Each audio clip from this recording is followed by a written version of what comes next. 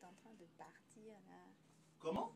Je mets pas le casque parce que ça a été compliqué d'attacher ça. Oh oui, non, mais je vois le magnifique. Merci. Ça arrive une fois dans l'année que ça tienne, faut le laisser. D'accord. Ok. Bonjour Ah, donc les Cyril. autres fois, en fait, c'est vrai, quand tu viens, après tu le détaches, hein, c'est ça? Fais de côté un peu qu'on voit à la C'est caméra. pas vrai. Voilà, c'est ça. Bonjour tout le monde. Rebonjour Jade. Bonjour Cyril. Tu nous amènes en Afrique du Sud, Tout à fait.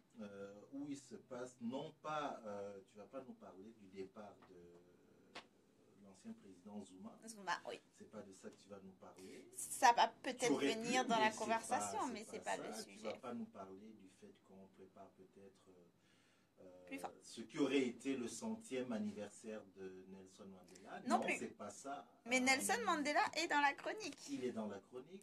Tu vas pas nous parler Tu vas faire toute la liste de ce que de l'autre qui a décapité sa femme là? Pas Non décapité, plus. mais qui avait tiré sur... Non, c'est pas Ça rentre dans la chronique Ça rentre violence. dans la chronique. Bref, tu vas nous parler de l'Afrique du Sud. Je vais vous parler de Mais l'Afrique du sous un Sud. angle Différent. jadisme. Jadisme, je vais lancer un mouvement. Je vais vous parler de l'Afrique du Sud et des fermiers blancs. Donc l'annonce qu'on va exproprier les fermiers blancs sans compensation financière pour redistribuer les terres. Donc un petit peu, que se passe-t-il? Attends, ça me fait... ça me rappelle Robert Mugabe de l'autre côté. Là. Oui, de Zimbabwe qui est dans ma chronique. Tu arrêtes pas Ok, d'accord, j'ai dit... d'enlever de diplôme, Cyril. D'accord, on t'écoute alors. Alors, il y a quelques semaines, a eu l'annonce de vote d'un parlement. Donc, le parlement en Afrique du Sud a voté pour l'expropriation des fermiers blancs et la redistribution des terres sans compensation financière. Ce vote a été remporté quasi à l'unanimité, j'ai envie de dire, parce qu'il y a eu 241 voix pour contre 83. Et ce vote a lieu alors que l'Afrique du Sud est sous une toute fraîche présidence. Hein. Le nouveau président est là que depuis février 2018. Donc c'est Cyril Non, Ramaphosa. Voilà, non, s'il te plaît, je suis là. Cyril Ramaphosa, donc, qui est président C'est peut-être un élu. signe, hein. Président élu depuis février 2018, qui vient du parti ANC, donc African National Congress, le parti de Nelson Mandela, le parti au pouvoir en fait depuis, il me semble, hein, depuis que l'Afrique du Sud est oui. une démocratie en 94. Et donc cette annonce a un peu beaucoup tourné sur les réseaux sociaux et j'ai trouvé un peu intéressant les réactions parce que c'est là qu'on voit un peu la division, la structure ferme, la division ferme qu'il y a sur mon Facebook. Il y avait, je dirais, 80% des personnes avec qui j'ai le Facebook qui célébraient cette déclaration. Et 20%, ne me demande pas qu'est-ce que ces 20% là font sur mon Facebook, qui accusaient un peu de cette décision d'être injuste, qu'on ne pouvait pas demander aux fermiers blancs de payer pour les crimes de leurs ancêtres, etc. etc. Donc j'ai trouvé ça intéressant de me dire, tiens, ça va être un sujet de chronique, comment comprendre un peu ce qui se passe en Afrique du Sud. On va contextualiser, on va complexifier un petit peu l'enjeu. Pourquoi tu souris comme ça? Non, parce que c'est nouveau. Okay? D'accord. Il faut que les gens le sachent. On a contextualisé depuis quasiment un an. Oui. Et là, depuis On va 1 mois, un mois. on rajoute la complexification. Voilà. Et tantôt, j'ai dit au début de l'émission, pourquoi vous ne voulez pas faire simple? Non, parce que je trouve que tous les débats, notamment sur les réseaux sociaux, tombent systématiquement dans la sursimplification. Okay. C'est très manichéen. Personne ne va aller chercher plus loin que... On n'a pas le temps dans les réseaux sociaux. Donc, puisqu'on produit sur les réseaux sociaux, je prends le temps. Pas en radio, mais bon, c'est que des C3 points qu'il y a sur les voilà, ça va trop vite. sociaux. Donc, j'en profite. Donc, complexifie, après Et tu contextualises. je contextualise d'abord, je complexifie après. Alors, pour comprendre ce qui se passe actuellement en Afrique du Sud, on ne peut pas le comprendre en fait sans prendre en compte l'histoire de l'Afrique du Sud et forcément sans prendre en compte le fait que c'est un pays qui a connu l'apartheid. Hein? Et comme je l'ai dit, on ne pouvait pas ne pas parler de Mandela. Et en fait, tout le monde a un peu entendu parler de l'apartheid, mais j'ai réalisé que personne n'a vraiment d'idée précise sur finalement ce qu'était l'apartheid. Les gens ont vraiment cette idée, l'apartheid c'est un peu la ségrégation raciale comme aux États-Unis. Sauf que c'est bien particulier l'apartheid qu'il y a eu en Afrique du Sud. Donc c'est là que je vais un peu complexifier peut-être l'idée que l'on a de l'apartheid et de ce que ça a donné en fait sur l'histoire actuelle de l'Afrique du Sud. Okay. Donc oui, l'apartheid c'est bien une ségrégation raciale qui a duré sur près de 50 ans, mais c'est une ségrégation raciale qui n'est pas arrivée du jour au lendemain. Hein. Ça a juste été finalement rendre légal un habitus qui s'était mis en place par la colonisation, des violences qui s'étaient mises en place par la colonisation, qui a fini par déboucher par l'apartheid. L'apartheid, donc c'est cette idée de séparation des races avec forcément le principe de privilégier les droits d'une minorité blanche sur toute autre population, notamment la population noire, dans chaque aspect de la vie.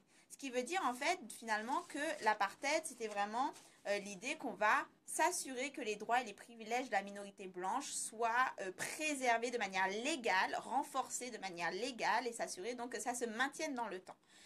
L'apartheid, c'était 148 lois, pour donner un petit peu de détails, histoire de vous rajouter dans les discours. C'était 148 lois, donc par exemple, je ne vais pas vous faire la liste de toutes les lois, mais les personnes noires, les personnes de couleur, toutes les personnes qui étaient non blanches devaient constamment porter sur elles leur permis d'identification pour pouvoir se déplacer.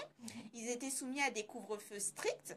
Et il faut aussi comprendre que, et c'est bien particulier légalement à l'Afrique du Sud, qu'il y avait ce qu'on appelle la ségrégation également spatiale, c'est-à-dire que vous aviez les homelands, les lieux où les blancs donc pouvaient vivre, les lieux où les noirs pouvaient vivre, les lieux où les indiens pouvaient vivre et les lieux où les colored persons, donc les personnes mixtes, dans le sens large que ça sous-entend, pouvaient vivre. Et ces lieux étaient vraiment divisés, séparés, strictement séparés, et vous n'aviez pas le droit de quitter votre homeland, sauf si c'était pour aller travailler, donc il fallait que vous ayez votre permis, et lorsque vous quittiez votre homeland, vous n'aviez plus aucun droit. Même au sein de votre homeland, techniquement, vous n'aviez pas de droit, mais c'est pour montrer qu'en fait, vous n'étiez pas citoyen si vous n'étiez pas blanc. Donc c'est vraiment un cas très particulier, extrêmement violent de ségrégation raciale qui a été mis en place légalement en Afrique du Sud et qui est également, et c'est ce qu'on oublie très souvent, motivé par un besoin économique. C'est-à-dire qu'en Afrique du Sud, ils avaient besoin de cheap labor, donc ils avaient besoin de travailleurs à payer vraiment très bas salaire, notamment pour les mines, notamment donc pour les mines d'or. Et donc, ce qui veut dire que cette séparation se retrouve également dans les emplois, se retrouve également dans les distributions de richesses et la possibilité finalement d'avoir accès à ces richesses. Okay, donc ça, c'est un peu le contexte de l'apartheid, rapidement dessiné. Et bien sûr, comme il y a eu colonisation, comme il y a eu mise en place de l'apartheid et donc violence, discrimination, ségrégation raciale, il y a eu résistance. Il y a toujours eu résistance, il y a eu révolution, il y a eu lutte. C'est là qu'arrive dans le décor le fameux parti ANC et c'est là qu'arrive dans le décor Nelson Mandela. Donc Nelson Mandela devient le premier président élu démocratiquement en 1994. Ça aussi, c'est quelque chose que souvent on oublie lorsqu'on fait la comparaison entre Afrique du Sud et Zimbabwe. On va en revenir. Pourquoi on fait cette comparaison? L'Afrique du Sud est un pays démocratique. Jusqu'à présent, les présidents ont toujours été, depuis Nelson Mandela, ont été élus démocratiquement. Ce qui en fait, entre guillemets, un exemple. Le Zimbabwe, je rappelle, sous Mugabe, c'était une dictature. Donc, voilà, donc on a une démocratie. Et c'est une démocratie qui, quand elle survient en 1994, lorsque Nelson Mandela est élu, va être célébrée dans le monde entier comme The Rainbow Nation, comme ce pays, Rainbow Nation, c'est la nation arc-en-ciel. Et elle va vraiment être célébrée comme cette idée qu'après la ségrégation, après toutes ces violences raciales, c'est une nation qui a réussi à se relever de la violence, de la ségrégation, des discriminations d'un passé extrêmement noir et qui a réussi un peu à pardonner, à aller de l'avant. Et donc c'est une nation arc-en-ciel, cette idée que toutes les races, parce que c'est vraiment, l'Afrique du Sud a vraiment énormément, une immense, tu sais que j'aime pas la diversité, donc on va dire multiplicité d'ethnies, de races dans le sens fait social, qui existent, donc qui cohabitent. Donc ça va être célébré dans le monde entier. Nelson Mandela va être célébré également comme cette icône qui a réussi à rassembler les peuples et à aller de l'avant après la fameuse Truth Commission. Ça, c'est un peu l'idée, comment a été vendue l'Afrique du Sud après 1994. Donc on va faire flash forward de nos jours. Comment comprendre du coup qu'on soit passé des années 90 où tout le monde célèbre cette Afrique du Sud, démocratie, poids économique aussi. Il faut savoir que l'Afrique du Sud est un poids économique dans l'Afrique continentale, qui a su se relever de ce passé, meilleure éducation pour les enfants de nos jours, à une situation où on parle de retirer les terres aux fermiers blancs pour les redistribuer. Que s'est-il passé entre les deux? Pour comprendre en fait ce qui s'est passé, il faut aller au-delà de ce fameux mythe Rainbow Nation, il faut aller au-delà de cette idée de réconciliation des races après la ségrégation. Il faut comprendre que suite à l'élection démocratique de Nelson Mandela en 1994, il flash forward de nos jours, on constate que les Blancs, la minorité blanche, qui constitue 10% de la population en Afrique du Sud, possède toujours 73% des terres d'Afrique du Sud. 73%, ça signifie... Et lorsque vous regardez un peu, on va continuer les statistiques, de nos jours, les Noirs, qui constituent presque 80% de la population en Afrique du Sud, donc certains disent 79%, ne possèdent que 1,2% des terres rurales. D'accord? Donc ça, c'est pour vous donner une petite idée. En fait, l'Afrique du Sud, si vous allez au-delà de ce mythe de African Rainbow Nation, c'est le pays avec l'inégalité salariale le plus haut au monde. C'est-à-dire que c'est le pays où l'inégalité salariale le plus haut au monde. Les Blancs, de base, les Blancs gagnent 7 fois plus que les Noirs. C'est de base. Mais en plus, les plus riches en Afrique du Sud gagnent 51% de plus que les plus pauvres. Ça, c'est pour vous donner une petite idée. En Afrique du Sud, 2 millions d'individus vivent dans des bidonvilles. Et je ne choque personne en disant que ces 2 millions d'individus les plus pauvres, ce ne sont pas les Blancs. Donc, nous avons une situation où dans un pays qui a connu l'apartheid, qui a connu la ségrégation raciale, qui a célébré une réconciliation, où il y a eu une Truth Reconciliation Commission, où Nelson Mandela a été célébré comme cette icône de la réconciliation, se trouve dans un pays qui connaît toujours une ségrégation raciale, spatiale, économique intense au point d'être la première dans certains niveaux au monde en 2018. Donc, près de, je ne sais plus compter, presque 30 ans après. Donc, on pourrait se dire, ok, donc finalement, après l'apartheid, il y a eu maintien, c'est ce que je disais quand je disais l'héritage de l'apartheid, il y a eu finalement maintien des inégalités raciales au profit de la minorité blanche. On a certes rendu illégal l'apartheid, mais on n'a pas fait une révolution suffisamment radicale pour renverser finalement ce rapport de pouvoir. Donc finalement, c'est pour ça aussi que de nos jours, on voit de plus en plus, pas de nos jours, mais ça commence à entrer dans les discours mainstream, on a de plus en plus une critique face même jusqu'à l'héritage de Nelson Mandela, c'est-à-dire qu'on considère que l'ANC est allé trop loin dans les compromis au moment de la fin de la ségrégation. Donc là, on pourrait se demander qu'est-ce que j'entends par compromis. Il faut savoir également que lorsqu'il y a eu fin de l'apartheid, ce n'était pas une histoire qui se situait juste en Afrique du Sud. C'est-à-dire que les pays, l'international, notamment la Banque mondiale, s'est mêlé de voir comment ça se passait en Afrique du Sud et s'est assuré notamment que certains édits, certaines lois se glissent dans la constitution d'Afrique du Sud. Je rappelle, comme j'ai dit, l'Afrique du Sud, c'est une démocratie. Donc, pour comprendre où il en est, il faut comprendre que c'est une démocratie qui a une constitution et que cette constitution, elle s'est créée, elle s'est écrite avec des compromis. Et notamment, la Banque mondiale a mis beaucoup de poids sur l'Afrique du Sud pour s'assurer que dans la Constitution se maintienne la propriété privée, le respect de la propriété privée. La Banque mondiale? Oui, la Banque mondiale s'est assurée, est venue, parce qu'il faut comprendre que la blanchité, ça se protège de manière internationale. Hein. Ils sont venus, ils ont dit, bon, on sait... Oui, la blanchité. On sait que les blancs chez vous possèdent 80% des terres et 80% des richesses, et on veut s'assurer que ça se maintienne comme ça, donc mettez dans votre Constitution qu'on va respecter... Mais c'est ce qui s'est passé. Mettez dans votre Constitution qu'on va respecter la propriété privée, et donc il y a eu compromis sur compromis pour mettre fin à l'apartheid, parce que dans le paradoxe que représente l'Afrique du Sud, c'est que c'est un point économique et que c'est un pays qui jusqu'à présent souffrait pendant l'apartheid, souffrait d'être isolé, l'isolationnisme économique. Et lorsque cette isolation a pris fin, lorsqu'on leur a dit, OK, maintenant que vous n'êtes plus une apartheid, on va pouvoir commercer avec vous mondialement, c'est un pays qui devait non seulement gérer le fait d'être devenu de rentrer, on va dire, dans le capital mondial, de rentrer, en fait, quelque part dans le néolibéralisme, et en même temps gérer l'héritage de l'apartheid, gérer le fait que les richesses étaient distribuées de manière racialement discriminante. Okay? Donc ça, c'était vraiment pour contextualiser. Maintenant, pour revenir à ce que disait Cyril, les critiques viennent notamment de groupes comme EFF, peut-être que tu en as entendu parler, Economic Freedom. C'est un parti qui notamment dit « Nous sommes toujours en guerre civile, c'est juste que maintenant la guerre civile est économique », pour un peu marquer les esprits. J'ai trouvé cette formulation très, très juste. Et en fait, pourquoi on compare toujours avec le Zimbabwe? Il faut savoir que le Zimbabwe, sous Mugabe, a fait un land grab, c'est-à-dire que Mugabe a décrété qu'on allait arracher donc les terres aux Blancs pour les redistribuer.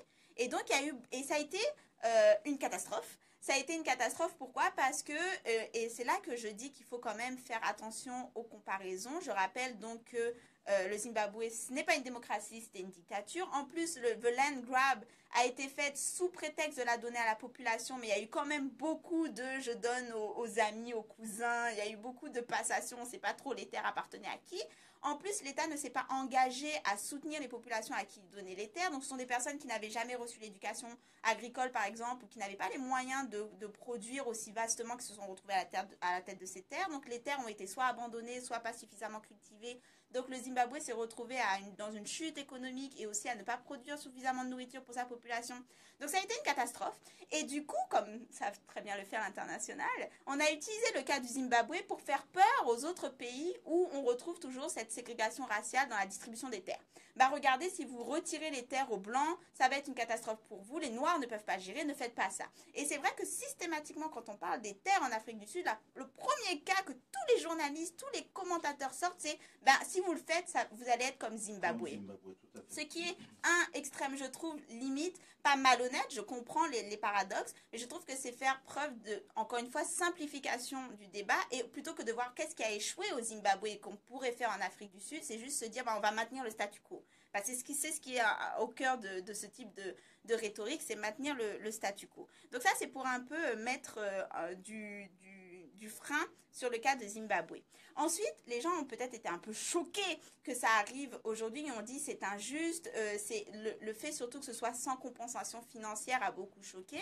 Et là, encore une fois, je suis obligée de revenir pour contextualiser la chose. Depuis les années 94, les présidents d'Afrique du Sud ont mis en place des programmes pour redistribuer les terres. C'était des programmes qui visaient à racheter les terres aux Blancs pour progressivement pouvoir les redistribuer, mais à racheter avec les prix du marché, donc de manière juste. Et ce qui s'est passé, c'est que les Blancs ont refusé de vendre. Donc à un moment donné, il y a une limite à ce que vous pouvez faire de juste. Si vous refusez, si les propriétaires qui ont obtenu ces terres de manière injuste et parce qu'ils étaient blancs et donc vous voulez une justice redistributive et que vous dites ok, on va vous la racheter au prix du marché, donc il y a quand même une idée de compensation financière qu'on pourrait critiquer dans le fait que ce sont des personnes qui n'ont pas obtenu ces terres de manière juste, mais passons. Et on va pouvoir les redistribuer. Et les Blancs ont refusé de vendre. Et non seulement il faut refuser de vendre, et c'est là que l'héritage de l'apartheid est très important, c'est qu'il faut bien comprendre que les Blancs en Afrique du Sud, ils ont un énorme pouvoir. Ils ont eu de nombreuses années pour mettre en place des coalitions, pour mettre en place des groupes. C'est vraiment, il faut aussi comprendre que l'agriculture des petites fermes noires a été littéralement, à partir de 1910, a été littéralement détruite par l'agriculture blanche parce qu'ils faisaient en sorte qu'il n'y ait pas de formation agricole donnée aux Noirs, ils faisaient en sorte qu'on ne vende pas... Tu es en train de nous dire que c'était intentionnel. Oui, c'était intentionnel. On ne vendait pas le matériel, on ne vendait pas la manière pour les Noirs de maintenir leur ferme. À partir de 1910, il n'y a plus de ferme autre, plus de production autre que ce qui était produit et détenu par les Blancs. Donc ça, il faut bien comprendre qu'après, arrivé en 2010, après 1994, 2000, 2010, qu'on essaye de leur acheter et qu'ils refusent, et qu'en plus, ils ont quelque part le pouvoir de dire non. C'est eux qui ont, par exemple, créé la Banque privée d'Afrique du Sud. Il faut aussi reconnaître leur mainmise sur l'économie de l'Afrique du Sud est énorme. Donc, pendant des années, il y a eu tentative de l'État pour acheter ces terres, refus des Blancs, et bien sûr, le ressentiment, la frustration de la population qui continue à vivre une pauvreté ignoble et inhumaine, qui grandit de plus en plus, et les violences grandissent de plus en plus en Afrique du Sud. Par exemple, en Afrique du Sud, on compte, en 2016, c'était soit 51 personnes tuées par jour.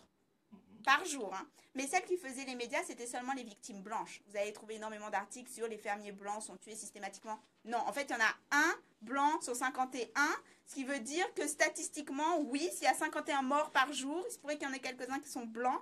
Mais, par exemple, peut-être tu as entendu parler, Cyril, le Canada a refusé le statut de réfugié à 2 fermiers blancs d'Afrique du Sud qui se disaient victimes de violences raciales.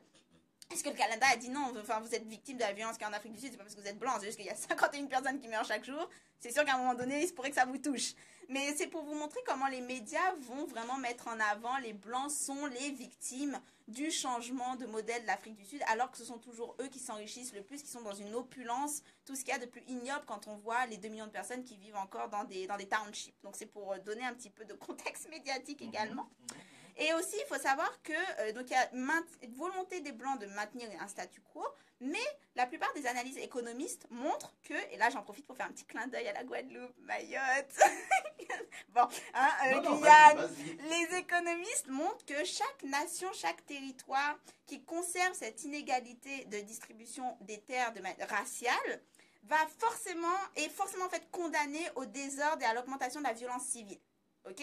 Donc tous les économistes s'alignent pour dire à un moment donné il va falloir qu'il y ait redistribution des terres parce que sinon ça va être guerre civile, ça va être violence civile. On ne peut pas maintenir une nation où plus de 80% des terres appartiennent à une minorité blanche. C'est pas possible. Donc, clin d'œil à la Guadeloupe et à la Mayotte. On peut continuer le désordre civil parce que nous aussi, c'est comme ça.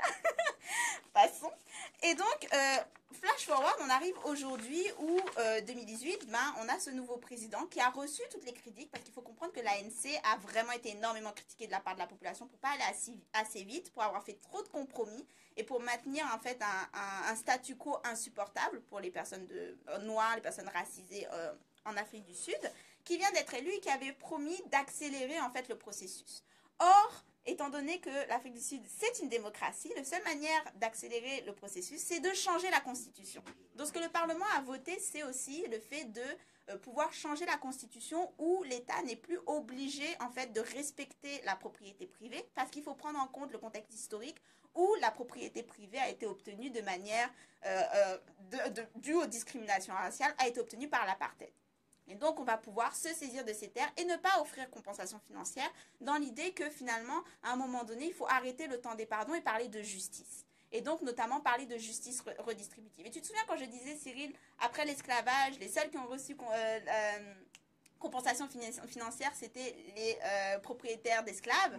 Là, quelque part, tu sais, quand je vois qu'il y a eu massacre, violence, torture, discrimination pour obtenir les terres et qu'on parle de compensation financière à titre du marché, je suis un peu contente qu'on enlève la compensation financière. Ça s'appelle la justice. Donc, le cas de l'Afrique du Sud est vraiment beaucoup plus complexe que ce que j'ai pu vous expliquer en quelques minutes par la chronique, mais c'était histoire un peu de donner quelques perches et complexifications au débat. Pour conclure, en fait, pour comprendre la situation en Afrique du Sud, il faut vraiment aller au-delà du mythe de la nation arc-en-ciel, donc qu'on voit par exemple dans les films comme Invictus ou Long Walk to Freedom. Il y a eu un combat, tout le monde se détestait, puis tout le monde s'est pardonné et la nation peut avancer. Il faut vraiment constater qu'il s'agit d'une société où les discriminations raciales, spatio-sociales et économiques sont encore bien ancrées, sont encore bien implantées dû finalement à l'héritage de l'apartheid et au statu quo, maintenues plus que tout par la minorité blanche. Et finalement, je voulais également, pour conclure, citer Sisonke Msimang, qui est une femme d'Afrique du Sud, qui est journaliste, qui a fait aussi un discours TED, je mettrai en lien dans les références. Elle expliquait comment il y a eu le Truth and Reconciliation Commission, donc la fameuse commission où les perpétrateurs, en français, les responsables de crimes blancs devaient venir témoigner. S'ils venaient témoigner, s'ils venaient témoigner, ils obtenaient directement l'amnistie. Et en fait, ce qui s'est passé pendant cette commission, c'est qu'ils venaient, exactement, ils venaient et ils disaient I can't remember. À chaque question, je me souviens pas. Ça me rappelle la commission ici. Ah oui, il y a des liens. Hein. Ouais, la colonisation, généralement, ça permet de faire des liens. Je me souviens pas. Donc, les responsables de crimes ne se souvenaient jamais. Mais elle, comme elle disait, vous avez les responsables qui ne se souviennent pas face à une population qui dit I can't forget. Je ne peux pas oublier. Voilà la situation en Afrique du Sud. Or, ceux qui ne peuvent pas se souvenir ont du coup tous été amnistiés. Donc, il n'y a pas eu de poursuite dans l'idée qu'il fallait surtout mettre de l'avant l'avancée de la nation. Et donc, finalement, il n'y a jamais eu de réconciliation parce qu'on n'a jamais mis en face les responsables des crimes, on n'a jamais eu justice. Donc finalement, au point où de nos jours, on a encore les drapeaux pro-apartheid qui apparaissent dans les défilés, notamment pendant Black Monday. On a eu des Blancs qui sont allés bloquer des voies autoroutes avec le drapeau de l'apartheid parce qu'il y a une véritable nostalgie de cette période de l'année. Ils ont été protégés par la police pour pouvoir faire ce défilé. Tandis que je rappelle qu'en 2013, je crois, la police avait tué 31 miniers noirs en Afrique du Sud qui avaient voulu faire une grève et une occupation en fait face à leurs conditions de vie et oui, exactement. Donc ça, c'est pour montrer encore la différence de traitement des populations en Afrique du Sud. Il y a vraiment cette idée dans le discours international et même parfois sur certains discours des réseaux sociaux il faut protéger leurs droits, il faut protéger leur propriété privée, il faut protéger leur humanité, mais au prix de tout le reste, au prix de tout le reste de l'humanité. Et moi, je dis à un moment donné, non. À un moment donné, ces personnes se sont sorties de l'humanité, donc on va aller protéger l'humanité de la férocité blanche. Et lorsqu'on parle donc de justice redistributive, moi je suis là, oui, bien sûr, allez-y, ça donnera en fait l'exemple. Tout ce que j'espère, c'est que l'Afrique du Sud réussira à donner un exemple au reste du monde, à ne pas suivre l'exemple du Zimbabwe, à le faire de manière à ce que l'État investisse en fait vraiment pour la formation des populations, mais également pour les outils, pour les soutenir, pour aider à la production agricole, que l'État en fait suive, ne fasse pas juste cette espèce de mouvement politique très rapide pour remonter l'ANC dans les scores de la population, mais le fasse de manière réfléchie, approfondie et de manière à ce qu'il y ait justice. Okay? Et pour moi, cette justice passe par une redistribution des terres sans compensation financière. Ça, on l'a compris. Next, peut-être en Guadeloupe. Ah, je me disais bien. Je me disais bien.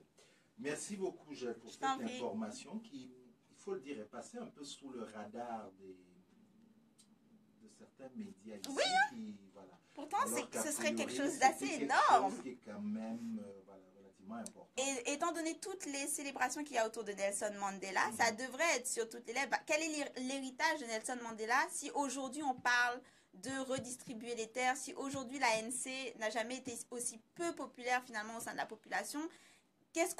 Comment on perçoit l'héritage de Nelson Mandela dans cette situation politique? Mais les médias vraiment vont parler de Nelson, parce qu'il y a eu plusieurs Nelson Mandela. Les médias ne vont jamais parler du Nelson Mandela qui était prêt à mourir pour défendre sa nation, qui a pris les armes, ils vont parler ou du Nelson Mandela qui refusait de sortir de prison parce qu'il savait à quel point il était plus dangereux en prison qu'à l'extérieur. Ils vont parler du Nelson Mandela qui est allé récupérer le prix de la paix, qui est devenu un peu de cette icône sage. Ça, ce Nelson Mandela-là, on le voit partout.